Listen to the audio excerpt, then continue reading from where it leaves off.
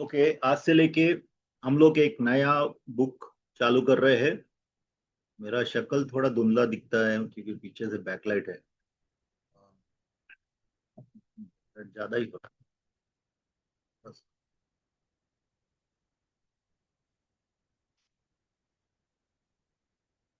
Okay, तो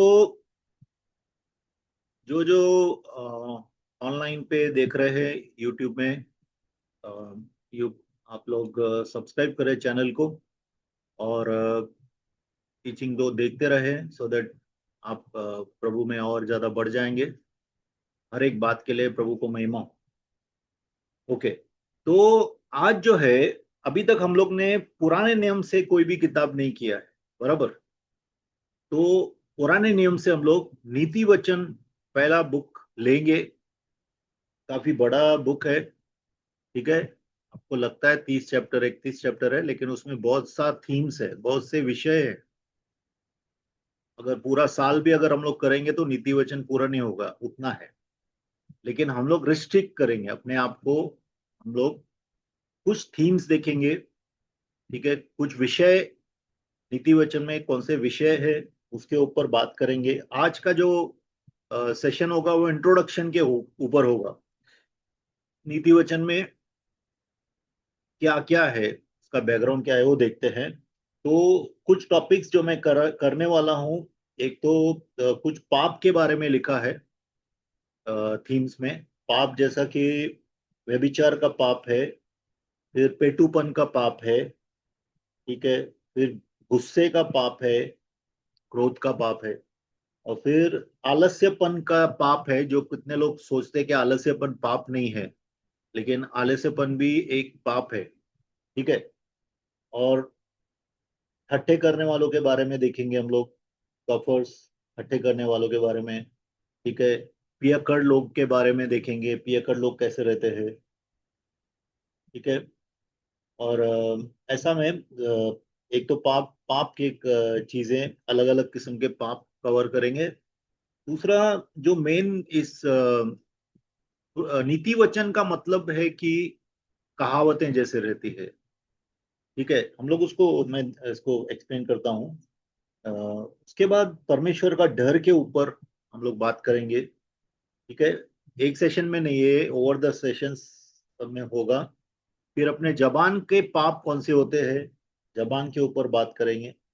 और 7 चीजें, अलग अलग 3 4 जगहों पे 7 चीजों के बारे में लिखा गया है, तो उसके बारे में बात करेंगे। फिर अ, राजा कैसे चलने चाहिए, ठीक है। आज राजा नहीं है, लेकिन परमेश्वर के रोज लोगों को भी भविष्यवक्ता, प्रॉफिट, किंग एंड प्रीस्ट कहा गया है। मतलब वो भविष्यवक्ता भी हैं, वो याजक भी हैं, वो राजा भी हैं। तो राजा के फैक्ट्स, राजा के बारे में क्या राजा को ख्याल करना चाहिए, वो सब लोग देखेंगे। कौन सी चीजों का ध्यान रखना चाहिए। फिर एक वर्चुअस वाइफ, मतलब एक गुणवंती महिला या पत्नी, उसके कैरेक्टरिस्टिक्स देखेंगे, उसके हम लोग उसकी खूबियां देखेंगे, ठीक है। तो चालू करते हैं अभी। तो नीति वचन, नीति वचन जो है वो, अगर आप देखेंगे तो 31 किताब है, 31 बुक्स है। उसमें चैप्टर 1 से लेके 24 तक जो लिखा गया है वो डायरेक्टली, जैसे देखो, मेरे ख्याल से ऐसा वचन में भी है कि स्टार्ट होता है, ये जब भी नीति वचन चालू होता है, शुरुआत में ही उसके लेखक का नाम लिखा गया है, बराबर। प्रोवर्ब्स ऑफ सोलोमन, नीति वचन सुलेमान के द्वारा कहे गए, ठीक है। तो नीति वचन के टोटल चैप्टर्स 31 हैं, और उसके जो आयतें हैं या लाइंस हैं, 915 आयतें हैं, ठीक है। और इसे इसका ऑथर जो है सोलोमन, 1 से 29 बुक्स जो है वो सोलोमन ने ही लिखे हैं। 29, 30 और 31, 2 बुक जो है, 2 किताब जो है, 2 राजाओं ने लिखे, एक किंग लेम्यूल है और एक किंग अगुर है, ठीक है। और इसे लिखा गया है लगभग 1000 BC, 1000 BC, मतलब 1000 साल पहले, यीशु मसीह के आने के पहले 1000 साल, ठीक है। और 25 से लेके 29, देखो 1 से 24 तो सोलोमन ने लिखे थे। उसके बाद में 5 चैप्टर्स को फिर ऐड किया, किसने? हिजकिय्याह राजा ने ऐड किया था। ठीक है, 25 से लेके 29 तक हिजकिय्याह राजा जब आया था, देखो सोलोमन के बाद आया, याद मालूम है कि नहीं सबको? हिजकिय्याह पहले आया सोलोमन के बाद में आया? बाद में आया, क्योंकि दाऊद के बाद इमीडिएटली सोलोमन आया है। पहला राजा शाऊल, उसके बाद दाऊद, उसके बाद सुलेमान, सोलोमन। तो सुलेमान ने, अगर आप देखेंगे तो वचन में लिखा है लगभग 3,000 नीति वचन उसने कहे थे। 3,000, उसमें से कुछ नीति वचन जो है इसमें लिखे गए हैं। ठीक है, कुछ नीति वचन इसमें लिखे गए हैं। तो और ये जो हिजकिय्याह ने 730 बीसी में, बिफोर क्राइस्ट, मतलब देखो कैसा होता है। आप लोग बोलेंगे 730 बीसी तो 1,000 के पहले होना चाहिए, ऐसा नहीं है। देखो, यीशु मसीह से जैसा जैसा यीशु मसीह के आने के बाद साल होते हैं, तो जैसा बढ़ते हैं तो उतना पुराना समय हो, मतलब आगे का समय हो जाता है। ठीक है, आई थिंक ये मैं कभी आपको समझाऊंगा बीसी और इस एडी में क्या फर्क है। और बीसी जो है वह अगर बड़ा है, बीसी 1,000 साल पहले यीशु मसीह के, मतलब पुराना हो गया ना। और 750 साल पहले बोलेंगे तो उससे थोड़ा नया। समझ में आ रहा है ना आपको? समझ में आ रहा है? और देखो ये मैं आपको बताऊं कि ये अभी का जो भी नीति वचन में जो रहेगा, आप लोगों को ध्यान देना पड़ेगा। ठीक है, ध्यान देना पड़ेगा। और ये बाइबल स्टडी के जैसा ही होगा, पूरी तरह से प्रीचिंग नहीं होगा ज्यादा। तो बाइबल स्टडी में क्या रहता है कि फैक्ट्स रहते हैं, बहुत सी चीजें जो है हम लोग समझ में आती है, हम लोग को उनको उनको लेना पड़ता है, दिमाग में सोचना पड़ता है। ठीक है, ध्यान देना पड़ता है। तो ऐसा नहीं आप खाना भी बना रहे हैं और सुन भी रहे हैं, ऐसा नहीं चलेगा। आपको ध्यान देना पड़ेगा। जैसा स्कूल में कैसा जाते हैं बच्चे लोग को, आप स्कूल में भेजते हैं तो बच्चे को फिर आप डिस्टर्ब नहीं करते, बच्चा टीचर के साथ रहता है। तो वैसे ही आपको जो 1-1.5 घंटा हम लोग मिलते हैं, 1-1.5 घंटा पूरी तरह से डेडिकेशन करना है। सीखना है तो ठीक है, नहीं सीखना है अपन टाइम पास करते हैं चलो, और अपना कॉन्शियंस को भी ठीक करते हैं कि चलो अपना कॉन्शियंस, अपना विवेक बोलेगा कि अपन पाप नहीं किया, चलो अपने थोड़ा प्रभु के साथ समय बिताया। ऐसा सोच के सिर्फ चल रहे तो फिर अपन सीखेंगे नहीं। सीखने का है तो दिमाग देना है, सवाल होने चाहिए। क्योंकि हम लोग सुनते हैं तो अपने पास सवाल तो होना चाहिए। कुछ समझ में नहीं आया, कुछ चीज में आपका जो है जो आपका जो विचार है अलग है, आप क्या सोचते हैं। तो क्या है कि इंटरेक्शन होना चाहिए। इंटरेक्शन के बिना क्या होता है कि बाइबल स्टडी में आपको कुछ मिलेगा नहीं। पैसिव नहीं होना चाहिए। पैसिव मतलब सुनते ही रहे, ध्यान से सुनते हैं और गाड़ी किधर और पहुंच गई है, ऐसा नहीं होना चाहिए। गाड़ी इधर ही होना चाहिए ऐसा। ठीक है, तो 915 आयतों में 560 उसने नीति वचन की बातें कही है। ठीक है, थीम्स मैंने अब आपको बता दिया। मेन थीम क्या है? मेन थीम क्या है?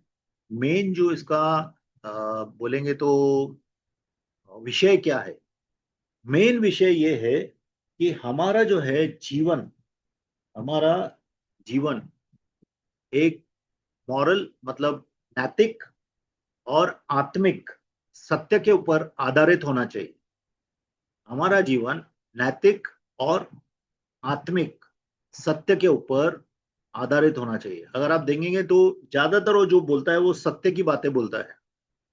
कितनी चीजें हम लोग को थोड़ा शौक भी लगता है, क्योंकि कितनी चीजें हम लोग को पहली बार मालूम पड़ती है कि ऐसा भी है। ठीक है, बिकॉज कौन बहुत से प्रिंसिपल्स हैं दुनिया में, परमेश्वर के बहुत से प्रिंसिपल्स हैं, बहुत से सिद्धांत हैं।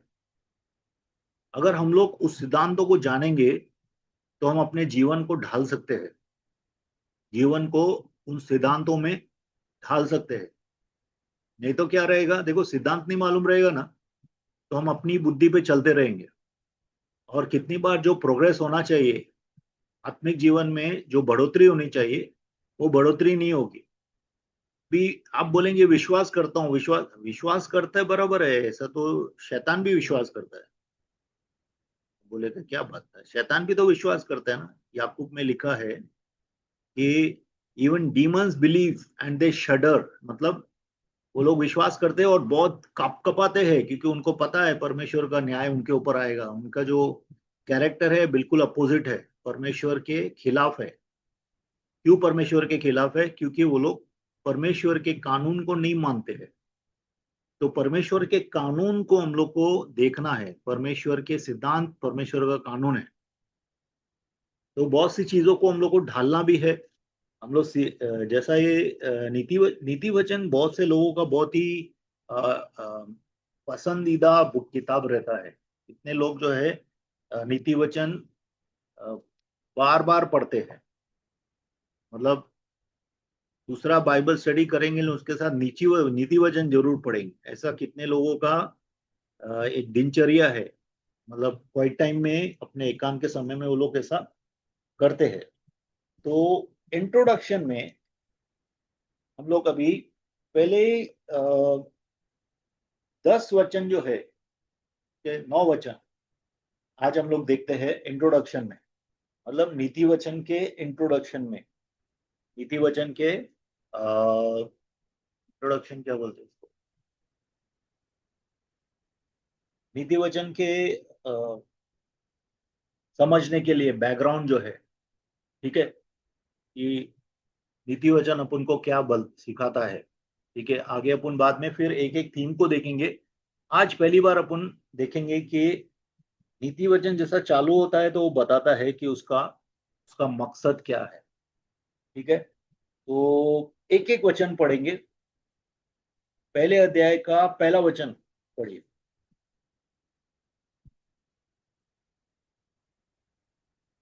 दाऊद के पुत्र इस्राएल के राजा सुलेमान के नीति वचन। अभी हाँ रुकिए, अभी देखिए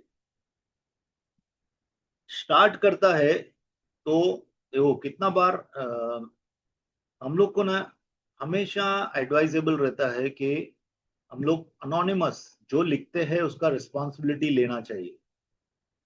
हम जो भी लिखते हैं उसके जिम्मेदारी हम लोग लेना चाहिए। कितने लोग क्या करते हैं, लिख देते हैं लेकिन नाम वाम कुछ नहीं लिखते हैं। ठीक है, अगर सोलोमन अपना नाम नीति वचन में स्टार्टिंग में नहीं लिखता था तो आपको मालूम पड़ता था कि किसने लिखा है।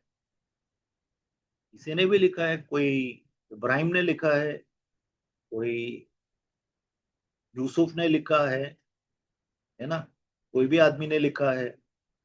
लेकिन स्टार्टिंग में इंट्रोडक्शन में जब वो अपना नाम लिखता है तो एक तो वो उस किताब की रिस्पॉन्सिबिलिटी लेता है कि उसने वो कहे है। ठीक है, वो हमेशा हम लोग जो बोलते हैं उसकी जिम्मेदारी हम लोग को लेना जरूरी है as a man of God. हम परमेश्वर के लोग हैं ना, हम अपने वचन से वचनबद्ध होने चाहिए। अगर हम कुछ बोलते हैं उसके साथ हम लोग खड़े रहने चाहिए कि हाँ ये मैंने बोला है। ठीक है, ऐसा नहीं, कितने लोग मुकर जाते हैं देखो। और दूसरा क्या है कि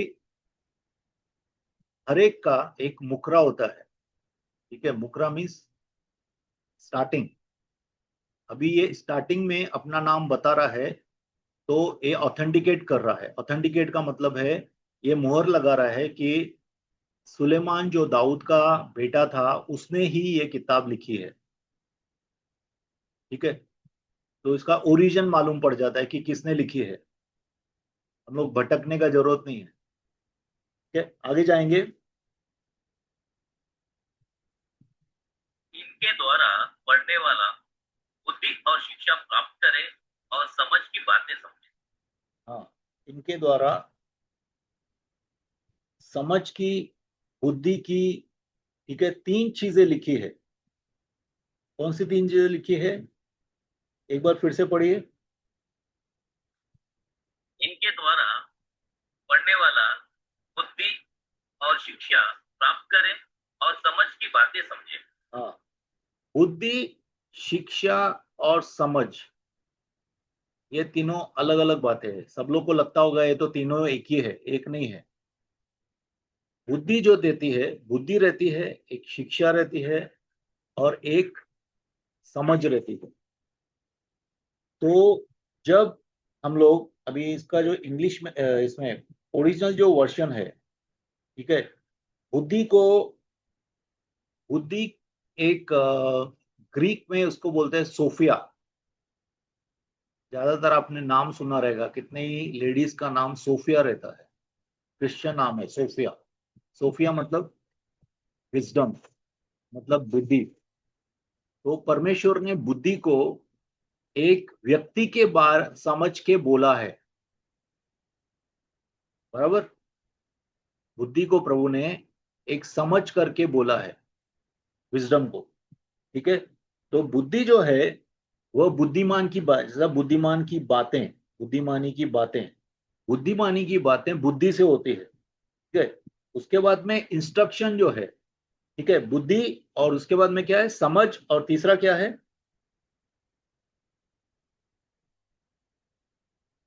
ब्रदर? बुद्धि, शिक्षा, समझ। बुद्धि, शिक्षा और समझ, ठीक है। बुद्धि आदमी के अंदर रहती है और वो बुद्धि से वो शिक्षा देता है, लोगों को समझाता है, शिक्षा देता है, ऐसा करो वैसा मत करो, ठीक है। शिक्षा है, इंस्ट्रक्शन। और समझ देती है, समझ चेले के अंदर होती है। आप कितना भी ज्ञान बांटो, अगर सामने वाला समझा ही नहीं तो कुछ फायदा है क्या ज्ञान का? कुछ फायदा नहीं है। जैसा उल्टा लोटा रहता है, उल्टे लोटे पे कितना भी पानी डालेंगे तो भरेगा क्या? नहीं भरेगा। तो लोटे को सीधा रखना है, दिमाग को खुला रखना है, और समझ के द्वारा हम लोग को ज्ञान प्राप्त करते हैं। जो हम समझते हैं वो ज्ञान हमारे अंदर आता है। तो तीनों में फर्क है, बुद्धि, शिक्षा और समझ, ये तीनों में फर्क है। बुद्धि हमारे अंदर रहती है, टीचर के अंदर भी रहती है, शिष्य के अंदर भी रहती है, ठीक है। फिर ज्ञान, शिक्षा जो रहती है, शिक्षा टीचर देता है और डिसाइपल लेता है, चेला लेता है। यहाँ पे प्रभु शिक्षा देता है हम लोग को और हम लोग लेते हैं। और तीसरा जो है समझ है। समझ हम लोग जब समझेंगे तब बुद्धि की जो, बुद्धि से निकला हुआ ज्ञान हमारे अंदर आएगा। जब तक हम समझेंगे नहीं तब तक वो ज्ञान व्यर्थ जाएगा, ठीक है। क्लियर है? ओके, आगे जाएंगे। तीसरा वचन, और काम करने में प्रवीणता और धर्म, न्याय और निष्पक्षता की शिक्षा पाई। हाँ, जस्टिस, जजमेंट एंड इक्विटी। यहाँ पे तीन वचन लिखे हैं। एक बार फिर से हिंदी में पढ़िए, और धीरे काम धीरे करने पढ़िए। में प्रवीणता, हाँ, काम करने में प्रवीणता और धर्म, न्याय और निष्पक्षता की शिक्षा पाई। हाँ, निष्पक्षता मतलब इक्विटी। इसका मतलब है, देखो, एक तो जस्टिस मतलब न्याय, न्याय का मतलब जस्टिस मतलब कि धर्म की बात, धर्म की मतलब सीधी बात। देखो, राइचियसनेस एक वचन है इंग्लिश में, उसको बोलते हैं राइचियसनेस। उसको हिंदी में जब भी ट्रांसलेट करते हैं तो हम लोग बोलते हैं धार्मिकता, ठीक है। लेकिन धार्मिकता जो है वो एक्चुअली बराबर वर्ड नहीं दिखता है। लेकिन सही काम करना, सही काम का मतलब क्या है?